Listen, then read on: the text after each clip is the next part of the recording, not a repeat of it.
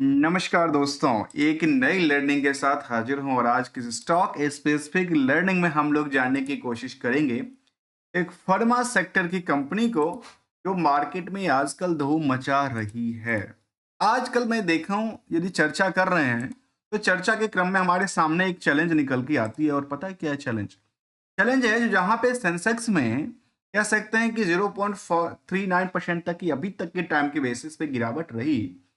वहीं पे दूसरी तरफ जिसका नाम है पीरामल फार्मा लिमिटेड, और फार्मा लिमिटेड के अंदर की बात करें तो बीएससी हेल्थ सेक्टर की जो कंपनियां हैं, बीएससी हेल्थ केयर इंडेक्सेशन की बात करें, उसमें करीब करीब आज 1.17% की गिरावट रही है। लेकिन कुछ ऐसी भी कंपनियां होती है जो मार्केट में पिकअप द डे क्रिएट हो जाती है। उसमें आज की चर्चा करेंगे इसको पिरामल फार्मा को लेकर, जबकि इस पार्ट में आज हेल्थ केयर के पार्ट में काफी सारी कंपनी मार्केट में रन पकड़ती दिखी है। जहां पे कह सकते हैं कि शुबेंस हो, पिरामल फार्माज हो, एच सी जीज हो, बाइकॉन्स हो, वॉक फार्मा जैसे कंपनी, निकल जैसे कंपनी और एक्स्ट्रा जैसे कंपनी भी शामिल है। वहां पे कुछ कंपनी ऐसी भी रही है जहां पे ग्लैंड्स हो या फिर कोवेई है, मैनकाइंड फार्मा हो और ऑर्चर्ड फार्मा जैसी कंपनी में बड़ी गिरावट रही। तो वहां पे इन कंपनियों में रफ्तार कैसी रही जरा जानने की कोशिश करेंगे पिरामल फार्मा को लेकर। देखिए, पिरामल फार्मा एक फार्मास्यूटिकल की बिजनेस कामकाज करती है। जहां बिजनेस मॉडल के बारे में देखा जाए तो ये कंपनी कहती है कि इनके पास फार्मास के अंदर तीन तरह इनके बेसिकली ग्रुप में तीन चार कंपनियां अवेलेबल हैं। जहाँ पे कहती हैं कि पिरामल इंटरप्राइजेज हैं, पिरामल फार्माज हैं, फिर रियल्टी की बात करते हैं जो इंटरप्राइजेज, और इस वेबसाइट पे इंटरप्राइज की बात निकल के आती है।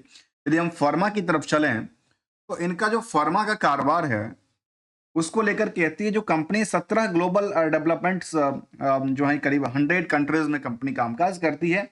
और साथ में जो इसमें की मैन्युफैक्चरिंग हो, ऑर्गेनाइजेशन हो, वेराबल क्रिटिकल केयर हो, कॉम्प्लेक्स हॉस्पिटलिटीज, जेनरिक्स बिजनेस हो, इन सभी कारोबार में कंपनी बेशुमारी से कामकाज करती दिख रही है। एक बड़ी बिजनेस एम्पायर यहाँ भी क्रिएट दिखती है।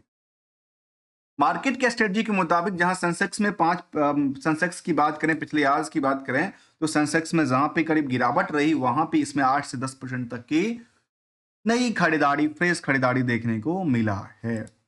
जबकि इनकी उन पार्टों को जानने की कोशिश किया जाए कि मार्केट में इनका ट्रेंडिंग कैसा रहा तो यहाँ पे देखा गया कि मार्केट में जो लगातार पिछले कुछ दिनों से लगातार dip dip dip dip dip dip करती जा रही थी, वहां पे एक ही बार में डिप से डंप वाली रेटम आती है और वो पिछले जितने हिस्टोरिकल डेटा थे उसको कट करके आगे निकलने की कोशिश करती है। यदि हम बुक वैल्यू की बात करें इस कंपनी का तो करीब 59 रुपए के आसपास, इंटरेस्टिक वैल्यू करीब 15 के आसपास, करंट मार्केट की प्राइस 240 के आसपास, जबकि हाई टू 308 रुपए तक गई थी। प्राइस टू बुक वैल्यू 400% की मूव के साथ कामकाज करती है। इंडस्ट्रियल के पी के मुताबिक देखा है तो यहाँ पे निवेशकों का इंटरेस्ट कूट कूट के भरा हुआ है। जहां अर्निंग पर शेयर केवल 34 पैसे कमाती है, उसके लिहाज से देखा जाए तो जो बाकी कंपनियां हैं हेल्थ केयर की या फिर जो फार्मास्यूटिकल की, वहां पे एवरेज यदि 31x के मुताबिक भी रहे तो यहाँ पे 551x के मुताबिक एक रेश में रस देखने को मिला है। जहां पे डिविडेंड की ट्रैक रिकॉर्ड 0.05% के आसपास, और नंबर ऑफ शेयर की बात करूं 133 करोड़ के आसपास की बात करूं तो करीब 31,000 करोड़ से ज्यादा की टर्न मार्केट कैप क्रिएट होती है। प्रमोटर का कंट्रोल कंपनी में बहुत ज्यादा नहीं है, बहुत कम की बात भी कहती है, करीब 35% की कंट्रोल ही है। जहां आरओई आरओसी करीब न्यूट्रल से लेकर के 5% के बीच की रिटर्न की एक्सपेक्टेशन देती है। वहां डेट इक्विटी के बारे में कहती है 0.61 और करंट रेशियो के नंबर को देखा है तो 1.0।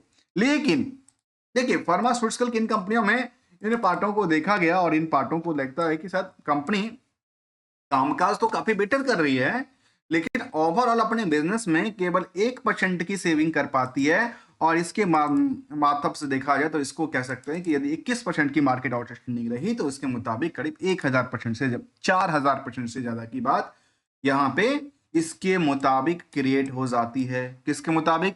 प्रॉफिट वर्सेस आउटस्टैंडिंग को लेकर के।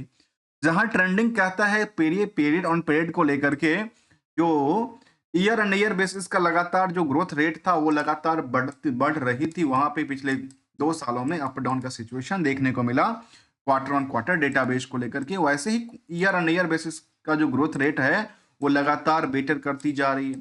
तो quarterly is the up trend and yearly is the also up trend graph. यहाँ पे 11% से लेकर के 109% तक की बात कहती है।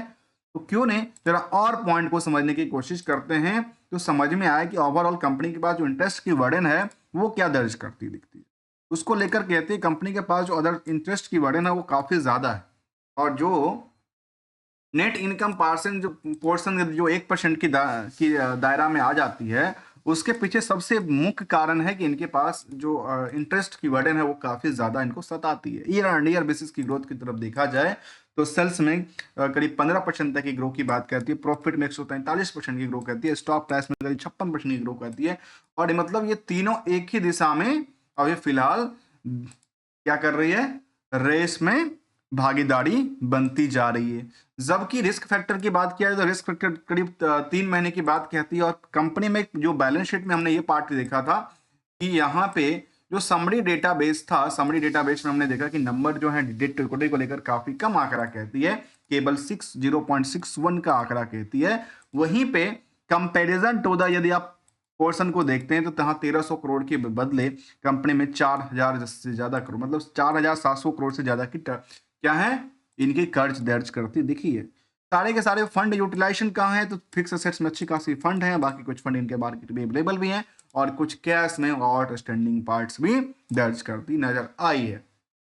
पीयर्स के हिसाब से कंपेयर करेंगे और सेक्टर वाइज देखेंगे तो इसको फार्मास्यूटिकल सेक्टर देखा जाए या pharmaceutical in the Indian bulk drugs फॉर्मिन की तरफ से देखा जाए, या फिर निफ्टी टोटल मार्केट कैप में देखा जाए पार्ट्स के, जहां पे पार्ट्स में रखा गया बीएसई 200 स्मॉल कैप के अंदर रखा गया है, BSE small health care sector के अंदर। तो अलग अलग सेक्टर में इसको रखा गया है, लेकिन ऑल ओवर यदि हमने कंपेयर किया केवल और केवल बीएसई से, किससे, हेल्थ केयर सेगमेंट से, तो हमारे सामने चैलेंज निकल के आई। कंपनी जहां पे आज मार्केट में एक सपाटा सा निकल के आती है, यहाँ पे कुछ कंपनी आज भी रन करती दिख रही है। यदि हम कुछ पहलुओं की तरफ देखा जाए कंपनी को लेकर के, तो ये कह सकते हैं कि बाकी कंपनियों के कंपैरिजन, जहां पे शन फार्मासी प्लास डॉक्टर रेड्डी जैसी कंपनी, मैनकाइंड जैसे फार्मा कंपनी शामिल है, वहां पे इन कंपनियों में जो निवेशकों का इंटरेस्ट है ना वो इतनी ज्यादा बुल है, तो आप सोचिए मत, जहां कमाई 1 रुपए के बदले मार्केट में 551 लोग से ज्यादा की मार्केट में भीड़ खड़ी हुई दिखती है। जहां तक निवेशकों का सवाल है, कंपनी में कह सकते हैं कि 3.5 लाख से ज्यादा निवेशकों का इंटरेस्ट जाहिर करता है, जहां एफआई और डीआई की भूमिका अच्छी खासी रही है। जहां डीआई के पास करीब लगातार बढ़ती 13% तक की होल्डिंग की बात कहते हैं, जहां पे एचडीएफसी ट्रस्टी से लेकर के चाहे वो एलआईसी ही क्यों ना शामिल हो, उनके पास अच्छी खासी होल्डिंग की बात कहती है। यदि कंपनी की कुछ प्रमोटर साइड के देखा है तो कंपनी के प्रमोटर में, ये जो प्रमोटर है इनके पास काफी सारी कंपनी और हैं शायद, जो कि 2-3 कंपनी के जिक्र किया था। यहाँ पे इनके पास 2 कंपनी के जिक्र यहाँ पे दिखा है, जहाँ पे पिरामल इंटरप्राइज और पिरामल फार्मा की बात उन्होंने रखी थी। इसके अलावा देखा जाए तो कह सकते हैं कंपनी में जो आम निवेशक हैं उनकी लिस्ट का क्या आंकड़ा कहती है, तो कहती है कि यहाँ पे आम निवेशकों की लिस्ट में करीब करीब कह सकते हैं कि करीब जो 19% की होल्डिंग है उसमें एक बड़े निवेशक का नाम शामिल है, इसका नाम है इंडिया होल्ड लिमिटेड। अब ये इनकी किन किन कंपनी है ये तो नहीं पता, लेकिन क्या बड़े इन्वेस्टर कहते हैं हाँ इनके 2 कंपनी में होल्डिंग है। ऐसा ऐसा लगता है कि इनकी खुद की कंपनी है इंडिया होल्ड लिमिटेड, क्योंकि इनके ही कंपनी में इनका होल्डिंग करीब करीब दोनों कंपनी में दर्ज करती दिख रही है। तो हमने कुछ पार्ट को समझने की कोशिश की, जबकि रिस्क फैक्टर के मुताबिक देखेंगे तो कंपनी में रिस्क फैक्टर थोड़ा सा 2-3 पॉइंट की बात कहती है, जिसमें कुछ पॉइंट को तो काटा जा सकता है। रिटर्न फैक्टर बिल्कुल ही आसमान आज भी खाली दिखता है, जिसके मुताबिक हमने देखा कि overall period on period basis पे जो जंप का आंकड़ा रहा है ना वो लगातार यहाँ पे बढ़ती ही जा रही है। और अभी देखा जाए तो मार्केट में देखते देखते मार्केट ने अच्छी खासी रैली क्रिएट किया था, और यदि मार्केट ये गैपअप को फुलफिल करती है, इनके पास मल्टीपल लेयर हैं रेजिस्टेंस को लेकर के, जहां पे मार्केट उछाल क्रिएट कर पाएगी। दोस्तों हमारे साइड से कोई भी ट्रेडिंग और एडवाइजरी की बात बिल्कुल शामिल नहीं होता, क्योंकि only as a learning point of view से हम लेके आते हैं।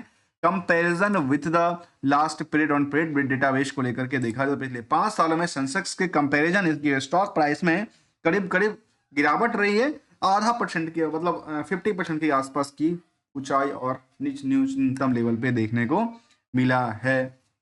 हमेशा दोस्तों गोल्डन रूल को भी जानना जरूरी है। कि गोल्डन रूल क्यों जानना जरूरी है, क्योंकि अक्सर लोग कहते हैं कि हमने तो नुकसान दर्ज कर लिया, हमने प्रॉफिट बुक किया, तो कहता है यदि प्रॉफिट बनता हो तो प्रॉफिट को बुक करना चाहिए। यदि कोई चीज आपको नुकसानदायक क्रिएट करता हो तो उसको आदत को छोड़ना पड़ेगा, इसलिए स्टॉप लॉस के साथ निकलना भी पड़ता है। उसके लिए खुद की एक्सपेक्टेशन होगा, खुद की परसेंटेज ऑफ गेन की लेकर के, खुद की परसेंटेज ऑफ रिस्क फैक्टर को ध्यान में रख के काम किया जा सकता है, समझा जा सकता है। यदि आपको अच्छा लगा तो वीडियो को लाइक, चैनल को सब्सक्राइब करना मत भूलिएगा। थैंक्स फॉर द ज्वाइनिंग दोस्तों।